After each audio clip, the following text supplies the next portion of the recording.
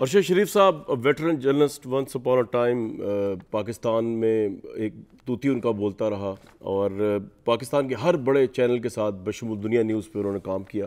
آج ان کی جس طرح وہ جاں بحق ہے اس کو لے کے آج کے پروگرام میں بات ہو رہی ہے. اور میرے ساتھ جو موجود ہیں ہمارے انٹرنیشنل بیورو کے جناب اظہر جاوید صاحب، ان سے ذرا جاننے کی کوشش کرتے ہیں کہ یہ پاکستان سے دبئی تو آیا سمجھ کے وہ چلے گئے، لیکن دبئی سے کینیا کیسے پہنچے؟ اظہر جاوید صاحب، خبر تو یہ آئی تھی کہ وہ انگلینڈ میں ہے، اب خبر آئی کہ انگلینڈ کبھی وہ گئے ہی نہیں دبئی کے بعد، اور سیدھا کینیا چلے گئے. یہ معاملہ کیا ہے؟ کس طرح یہ سارا وقوعہ پیش آیا؟ آپ کی کیا اطلاع ہے؟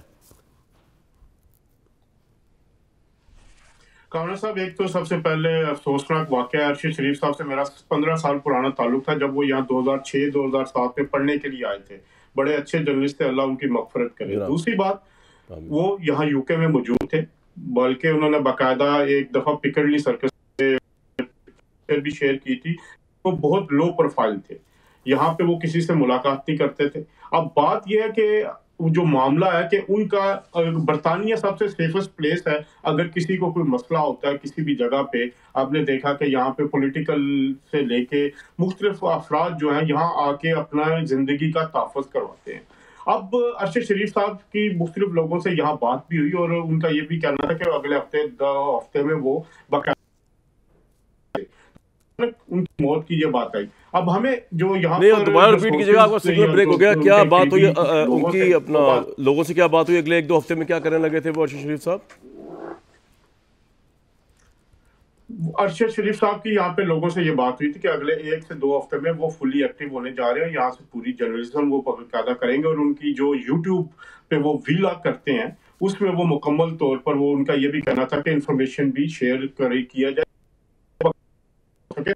پلان تھا یہاں پہ رہنے کا. اور دوسری بات، وہ جب یہاں پہ برطانیہ میں وہ بڑی آسانی سے اگر ان کا ویزا ختم بھی ہو رہا تھا تو آپ نے دیکھا کہ یہاں پر رہنا کوئی مسئلہ نہیں، اسائلم کیس کیا جا سکتا تھا. ان کی زندگی کو جو واقعی حقیقی خطرات تھے جن کی وجہ سے وہ آئے، اب اس شخص کو ڈھونڈنا پڑے گا جو ان کو یہاں سے لے کے کینیا تک گیا. کینیا میں اب ایک جو بہت بڑی چیز ہے کہ وہاں پہ جو بزنس مین ہے، جو کینیا کے جو پولیس کی سٹیٹمنٹ اور دوسری سورسز سے کوئی پراپرٹی ڈیولپر ہیں جو نام آ رہا ہے. تو یہاں پہ بھی جو مختلف کینیا کے بہت سارے لوگ یہاں پہ رہتے ہیں، کینیا سے مائگریٹ کر کے یہاں پہ آئے ہوئے ہیں، اور جو کراچی سے بھی بہت سارے بزنس مین ہیں جو یہاں پہ آتے ہیں. تو ایک بڑا کنیکشن بنتا ہے کہ وہ پہنچے کس طرح. ان کو بہت ہی، وہ ظاہری بات ہے، وہ کسی اپنے بہت ہی قریبی بااعتماد شخص کی وجہ سے ہی وہ وہاں گئے. تو یہاں جو تحقیقات کا دائرہ کار ہے پاکستانی حکومت کو، لنڈن میں بھی وہ ان کو، یعنی آپ یہ کہہ رہے ہیں انگلینڈ سے وہ کینیا گئے تھے اور ان کے کسی بڑے قریبی شخص نے ان کو وہاں بلایا تھا، اور اس بارے میں انویسٹیگیٹ ہونا چاہیے. بہت شکریہ اظہر جاوید صاحب، ایک آپ کی آواز بریک ڈاؤن. مصدق ملک صاحب، یہ سارے تمام معاملات جرنلسٹک کمیونٹی کا آپ پہ پریشر، آپ کی گورنمنٹ پہ، دوسرا عمران خان صاحب کا یہ فیصلہ کہ وہ لانگ مارچ کا اعلان کریں جمعرات کو، یہ تمام چیزیں آپ کی حکومت کس طرح ان کو ڈیل کرے گی؟ دیکھیں، کچھ چیزیں سیاسی ہیں، ان کو تو سیاسی رخ سے ہی دیکھنا چاہیے. عمران خان صاحب ضرور کریں، وہ اگر لانگ مارچ کرنا چاہتے ہیں اس کا ایک طریقہ کار ہے قانون کے مطابق، اس قانون کے مطابق وہ اپنی لانگ مارچ کریں.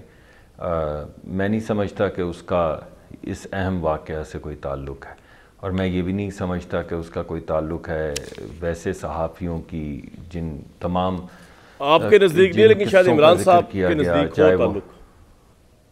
جی وہ ضرور، وہ ان کی مرضی ہے، وہ جو بھی کرنا چاہیں وہ ان کی، یہ ان کا فیصلہ ہے کہ وہ اس کو سیاسی نظر سے دیکھتے ہیں، یا میں نہیں سمجھتا کہ اس کو کوئی بھی سیاسی نظر سے دیکھ رہا ہے، لیکن اگر وہ دیکھنا چاہیں تو یہ بھی ان کا حق ہے. میں آپ کے سامنے صرف یہ کہہ رہا ہوں کہ ابھی جو آپ کے سامنے واقعات رکھے گئے یہ تمام مختلف حکومتوں میں ہوئے ہیں، چاہے حامد میر صاحب کا ذکر ہوا، اس کے بعد 1-2 حادثے جن کا ذکر کیا گیا جس میں پیمرا کے چیئرمین کو بھی اسلام آباد میں گولی ماری گئی، دیگر صحافیوں کے اوپر تشدد کیا گیا، اور اب یہ واقعہ ہو گیا. اس کا مطلب ہے کہ کوئی ایک ایسی چیز ہو رہی ہے جو کسی بھی حکومت میں ہوتی چلی جا رہی ہے.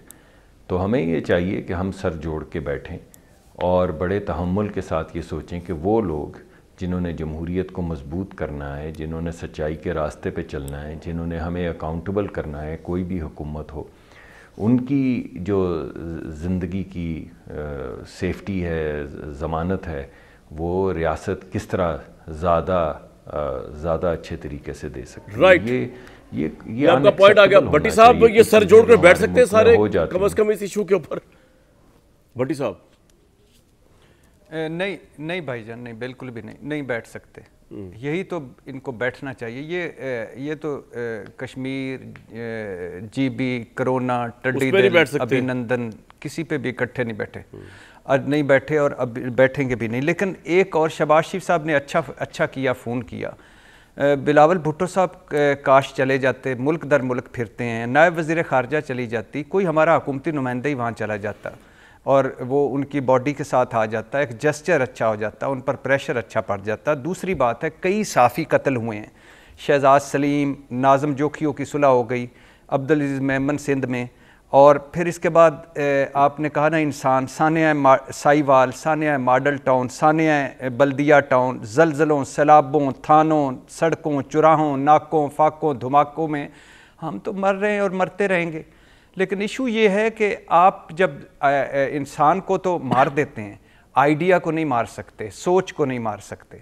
تو یہ ہونا کچھ بھی نہیں ہے۔ مجھے یقین ہے کہ جو کینیا کا جو حال ہے، جو وہاں کی انویسٹیگیشن ہے، جو وہاں کے جیسے وہ وہاں بھی ہم سے بھی آگے 4 ہاتھ ہیں۔ بھٹی صاحب کا پوائنٹ آ گیا۔ علی نواز ایوان صاحب، بریک سے پہلے آپ کچھ فرمانا چاہیں سر جوڑ کر بیٹھنے کو؟ میرے خیال سے آپ بھی تیار نہیں ہوں گے اس گورنمنٹ کے ساتھ تو کسی ایشو پہ؟ نہیں دیکھیں یار، صدیق بھائی جو بات کرنا چاہ رہے ہیں آپ کو سمجھ آ گئی ہوگی۔ یہ ہمارے بیٹھنے سے مسائل حل نہیں ہوں گے۔ فورسڈ ڈس اپرینسز پہ آ جائیں، اس پہ بہت زبردست لاء موجود ہے۔ لاء امپلیمنٹ کون کرے گا؟ لاء امپلیمنٹ نہیں کر سکتے ہیں۔ میں جو آپ بات کر رہا ہوں کامران بھائی آپ کو بھی سمجھ آ رہی ہے، مصدق بھائی بھی اسی کی طرف اشارہ کر رہے ہیں، اور یہ کہہ رہے تھے کہ مطلب اظہر بھائی کہہ رہے تھے کہ انگلینڈ بہت محفوظ ہے۔ تو مجھے بتائیے گا عمران فاروق کا قتل کہاں ہوا تھا؟ لوگوں کے ہاتھ بہت لمبے ہیں۔ اگر آپ کو یاد ہو لوگ کہتے ہیں دبئی بہت سیف تھا، تو آپ کو فلسطین حماس کے جو جی لندن میں ہوا تھا، میں یہ کہہ رہا ہوں حماس کا جو لیڈر تھے ان کا جو قتل ہوا تھا آپ کو یاد ہو، کلوننگ پاسپورٹ کر کے سر اس کے اوپر ذرا تفصیل سے میں کوشش کروں گا تھوڑی سی آپ سے اور لے لی جائے، لیکن ایک وقفے کے بعد دوبارہ آ کے کوشش کرتے ہیں آپ سے بات کرنے کی۔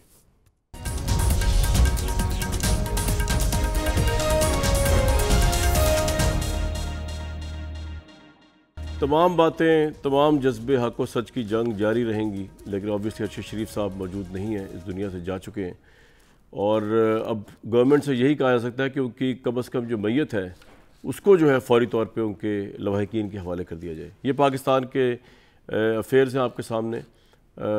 آج کسی اور موضوع پہ بات کرنے کو کوئی دل نہیں کیا۔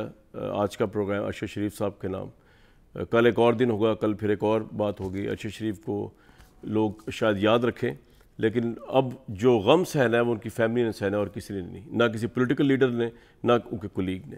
مجھے دیجیے کل تک اجازت۔